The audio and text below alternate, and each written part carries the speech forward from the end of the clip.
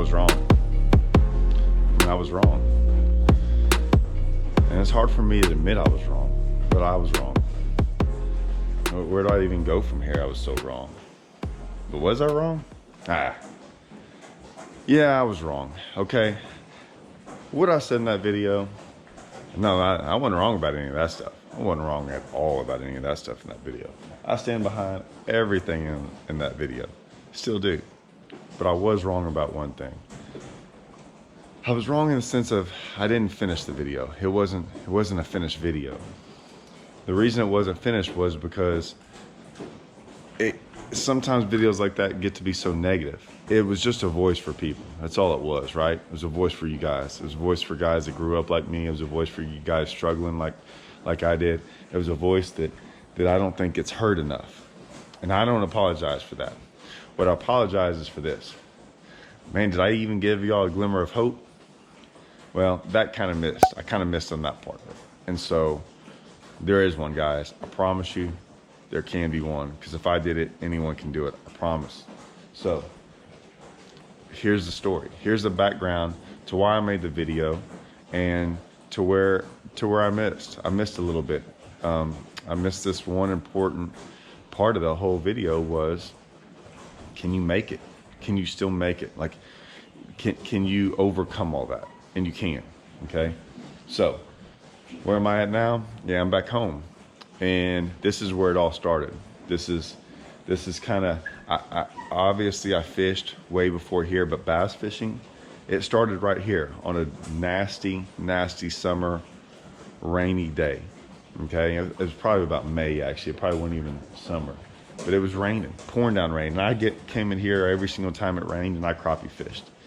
And of course, right here, there used to be not this stall, there was a guy had a bass boat on a lift. He came in from the rain and I kind of made my way over here. My dad was out here fishing with me too. I looked in his boat and I was crappie fishing around him, and man, bass fishing, like, man, that was intriguing to me, right? My dad didn't ever bass fish. I didn't know anything about it.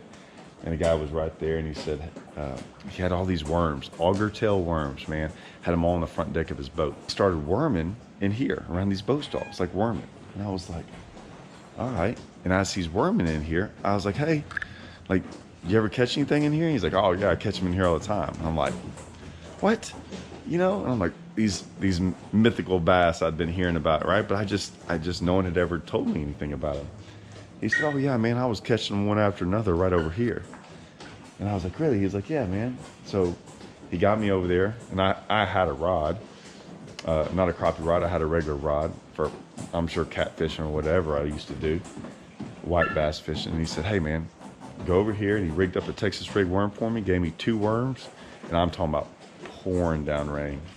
And he said, just go right over there, throw over there, you'll catch them, no problem. So I was probably like 13 years old. I was in the 7th grade. I remember that. Man, I got them worms on and I walked my little butt over there, and I'm talking about pouring down rain. That's how it started for me, right? And there wasn't much to it. It was pretty simple. And that was my life for years, okay? Let's go back over there and let's dive into why I kind of messed up and didn't tell y'all the rest of the story. This is the background of how I got fishing and why I'm so passionate about not so much electronics. It's not that part. It's just about how I grew up and why I feel the way I do about certain things. I think a lot of people relate to that. And so, come on, let's roll. Right here was where it all happened. This is where I caught my first 2 fish ever. But right here, throwing right out here, man. Pouring down rain, throwing right out there. And then I'd walk across to this other side and I'd cast right off this thing. Locally, when I started fishing this place, it was good. Hours upon hours, every day down here, fishing by myself. Spent every day casting. I mean, I knew where every single anything was. I sunk brush all out here. All these people from this neighborhood, man, they had so many, hey, I'm just gonna say it, they had so many older, cranky people. I'd be throwing brush out there and stuff and sinking it. People would never know unless they saw it, and catching fish. And that's what I did as a kid. Come over here on this boat ramp and throw on this boat ramp. That's how I learned how to fish boat ramps. You talk about it as a kid. I mean, this was my playground, man. And I got to treat it like one. I was like the luckiest kid in the world, I thought. Like, who else had this as their playground to do this? Not everyone gets this. Not everyone gets a chance. And not everyone's going to grow up to be professional fishermen. I get it, right? This was my break. My dad ended up having a boat stall right there. See this one? This was the boat stall. So I used to come and just walk these stalls, and if you hear it's loud, carp are all in here. But I used to worm each and every boat stall. I could just worm just like this down the sides of them. This is where I crappie fished. This is where I catfished. I think this is the stall where I was catching catfish like crazy when I was a kid. And giants, man. And one went through my hand. I had to go to the hospital. Big ordeal. It was funny too, because like back then you didn't, no phones, no nothing like that. There was a payphone right over here.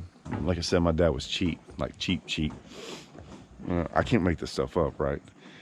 It's gone now, but there's a payphone right there, and I would go call my dad on our home phone, and I let it ring once, and then hang up. My dad knew if the phone rang once and hung up, it was me, so he'd call that number back, and I'd answer, so I didn't have to waste 10 cents. Swear to you, like, can't make this stuff up, right? So I had to go over there, and I was crying, and this lady had poured Campho-Phenique on it, and I was freaking bawling, man. And I'm calling him up, and he finally comes down here and gets me. Did not want to take me to the hospital, like did not. And I think my mom convinced him that I had to go, and maybe he took me to her, and she took me anyways. Yeah, they had to like do surgery. They had to clean it out. I had chips of a bone from the catfish in there. So like, yeah, I had to go. It was a bad deal. But man, we used to catch all of our white bass and clean them right there at that cleaning station. And man, this was just it there, and cast out there.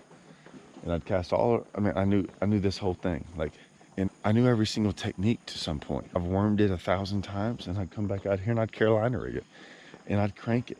And what I started learning was, like, I didn't know back then. I remember one time getting this crankbait, the speed trap, and like smashed on them one day. And I remember the day because I was in high school, and I was like, man, and I was like, why did I do it that day? And it was in May, right? And now I understand. I just made a cranking video, and it was a May cranking video, right? Like, everything, I didn't know what I was doing, but I just kept doing it. And then every May I'd break out them crankbaits and try it, Of course, I knew how to catch them on a spinnerbait, I knew the spinnerbait was more in they call it pre-spawn. I was just a kid, man. And I said, even a kid in high school, that stuff we didn't know about. There wasn't videos, there wasn't anything to really know that stuff. So I just used to throw a spinnerbait around here. And I knew that throwing a spinnerbait around here in the summertime wasn't very good. Everyone always talks about time on the water. I had a really good time on the water, right? For here. But I mean, there's a whole big world out there, right? And I didn't get a lot of time out there. That's funny. That sign says beware of alligators. I might have had something to do with that back in college, but we're not going to talk about that. I don't feel bad because I wasn't the only one at Game War now, so was part of that problem too. Me and him just found out. I knew him pretty well, and we found out that we're not going to get in that. We'll leave that alone. I'm bringing all this up for a reason, guys, okay? And it was about my video, about the electronics video. There were no electronics back then, right? I have no problem with what I said in my electronics video, and I stand by it. Now, there's quite a few people who still don't get my electronics video. I knew that would happen. I knew it would happen because they want the electronics video to be something that it's not. They've heard complaining and people getting mad about this stuff. And so you've got the guys that are like, oh, you're just whining, or, oh, what do you care whether or not people have it? see, like, they don't get it. And I've told some of those people, one guy even said I was out of touch with reality. Most people don't feel this way. And I'm like, dude, you do see that there's like 1.7 thousand comments or whatever there is. Most of those comments are 99.9% of them are comments telling me stories. And guys, I read all your stories. I read them all. They're talking about stories about how they grew up and what it's like to have a boat now, and like they all related to it. They did. And so I wasn't out of touch with reality. I wasn't saying we should ban all electronics. I don't remember ever saying that. That's a whole nother topic, and we can get into that. Could they do a tournament circuit one day without electronics? Yeah, they might. You never know what they might do. And me and Hallman were laughing about it. Hey, do it. Dude, the way we fish wouldn't bother me a bit.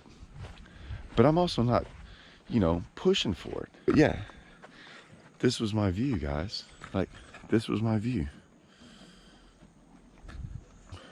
Was I wrong? Yeah, I was wrong in the video. I was wrong because John Sukup was right. You know, I had a chance to make a video and still show people fishing is all about, and that you can make it.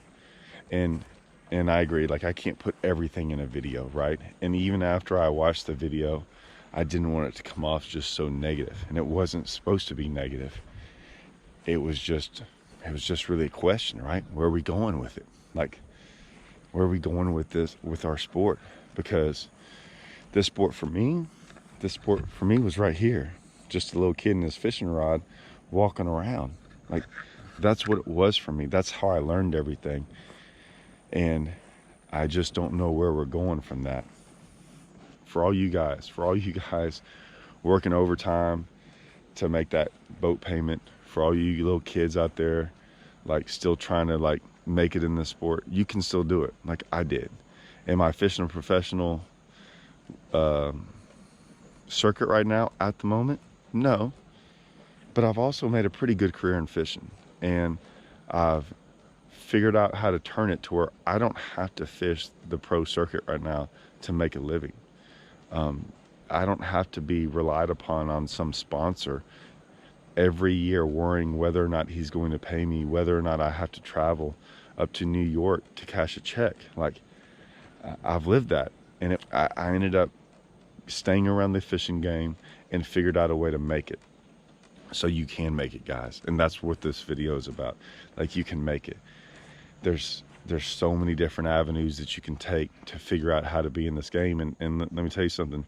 Just because you're fishing a pro circuit doesn't mean you're happy, right? Dude, I'm getting to fish, hang out with my family, fish the tournaments I want to. Like, I've had a blast this year. I'm getting to make baits for Strike King, like, develop new stuff that no one's ever thrown before. It's not even close, guys. The best company in the fishing industry for the last 50 years. Like, it's pretty cool. And it all started right here. It all started right here. So I just wanted to share that with y'all guys. Like I said, it's been a pretty cool ride. So hang in there, guys. Just hang in there as long as possible. And I will try to maybe even do more of these things, more of these stories about catfishing and crappie fishing and bass fishing. I mean, I still remember so many of the fish I caught from these areas. But keep working on it, guys. I'm not gonna drive around to the ponds I used to fish around here, and God, the stories of, man, I used to catch these bass and put them in the ponds and do all this stuff. And I used to come down here every day and catch shad and put them in the ponds and let the bass eat them and learn from that. I mean, that's why I have whiskey in my tank. Like, I just grew up, like, messing with bass like that, you know, catching frogs and throwing them in those ponds and watching bass eat them. Like, I used to have them pets, man. They were just in ponds. Anyways, guys, that's my story about my electronics video and why I was wrong. I was right in everything. I stand behind everything, but I missed this point, and I knew I did. And I'm glad John brought it up for me, because I wanted to make this video. I kind of wanted to show people where I'm from. I wanted to make this video and show y'all where I was from, not just tell y'all. Things sure have changed since then, and I sure do miss this place.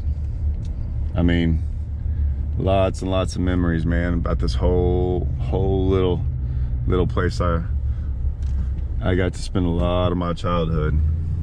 And that's why I made this video, guys. I miss this place, man. This place is cool, and I still come back here a lot. Still got family here, my mom and everything else like that.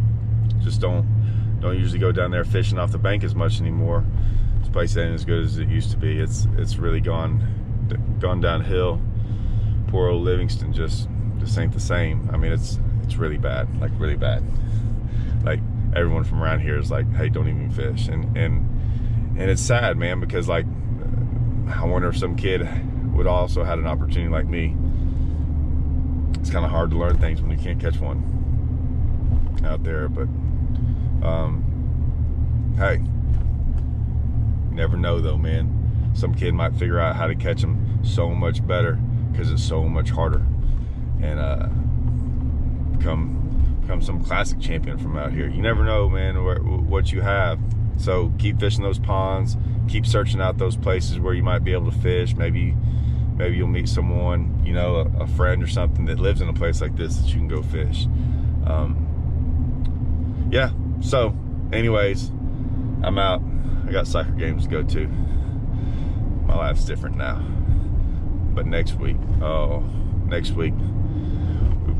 we back at it, man. We got tournaments rolling up, and I mean a bunch of them.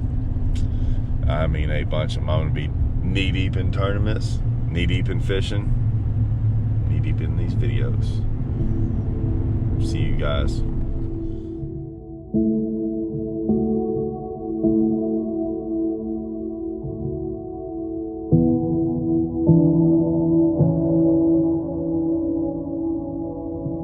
Thank you.